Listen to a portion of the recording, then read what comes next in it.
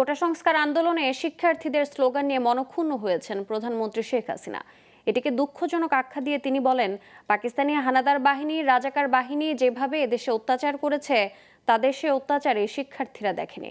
তাই ইতিহাস না জানায় নিজেদের রাজাকার বলতে তারা লজ্জা পায়নি। সকালে প্রধানমন্ত্রী কার্যালয়ে বার্ষিক কর্মসম্পাদন চুক্তি সই অনুষ্ঠানে তিনি এসব কথা বলেন।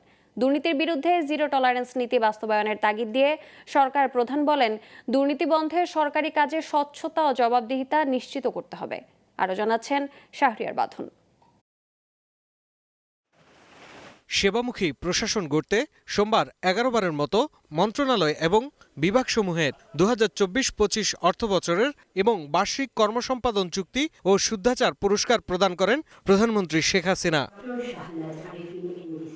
এ সময় অসমাপ্ত প্রকল্প দ্রুত শেষ করার তাগিদ ও বৈশ্বিক পরিস্থিতি বিবেচনায় সর্বক্ষেত্রে খরচ কমানোর পরামর্শ দেন প্রধানমন্ত্রী।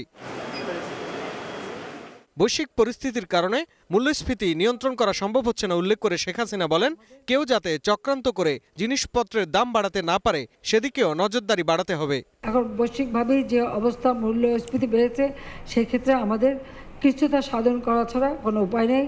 কোনো অপচয় যেন কোনো মতে না হয় সেদিকে যেন লক্ষ্য রাখা, দুর্নীতি যেন না হয় সেদিকে নজরদারি বাড়ানো। দুর্নীতির বিরুদ্ধে জিরো টলারেন্স নীতি বাস্তবায়নের তাগিদ দিয়ে সরকার প্রধান বলেন, দুর্নীতি বন্ধে নিশ্চিত করতে হবে সরকারি কাজে স্বচ্ছতা ও জবাবদিহিতা।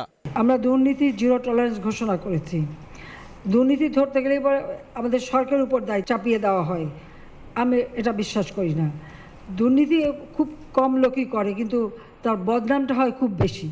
এই কারণেই যারাই দুর্নীতির সাথে জড়িত থাকবে তাদের ভিতরে যথাযথ ব্যবস্থা নেওয়া হবে। ওই সরকারি কি বদনাম হবে না হবে সেটা আমি কেয়ার করি না, কিন্তু আমি সমাজটাকে আরও শুদ্ধ করে দেশের মানুষের কল্যাণে কাজ করার সুযোগ যাতে সৃষ্টি হয় সেই ব্যবস্থাটাই নিতে চাই, এবং সেই পদক্ষেপটাই আজকে আমরা দিয়েছি যে কোনো মতেই এই দুর্নীতিকে আমরা প্রশ্রয় দেব না। কোটা সংস্কার আন্দোলনের নামে নিজেদের রাজাকার দাবি করা বিশ্ববিদ্যালয় শিক্ষার্থীদের সমালোচনাও করেন শেখ হাসিনা। এইসব অত্যাচার রাস্তায় লাশ পড়তে হয় এরা দেখেনি, তাই নিজেদের রাজাকার বলতে তাদের লজ্জা হয় না। দুর্ভাগ্য যে এখন যখন শুনি সে মেয়েরাও স্লোগান দেয়, এটা কোন দেশে আমরা আছি, এরা কি চেতনায় বিশ্বাস করে, কি শিক্ষা তারা নিল, কি তারা শিখলো, সেটাই আমার এখন প্রশ্ন। শাহরিয়ার বাঁধন, গ্লোবাল টেলিভিশন, ঢাকা।